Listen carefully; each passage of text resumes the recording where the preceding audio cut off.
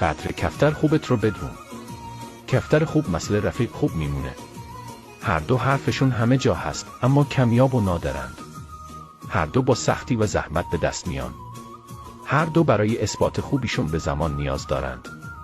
هر دو تو اوج ناامیدی خوشحالت میکنند. هر دو تو ناآرامی ها آرومت میکنند. وقتی هر دو رو از دستشون بدی، هر چقدرم پول خرج کنی، دیگه مثل اونا به دست نمیاری. سلامتی هر چیزات خوب و با اصالته. بفرست به رفقای عشق بازت.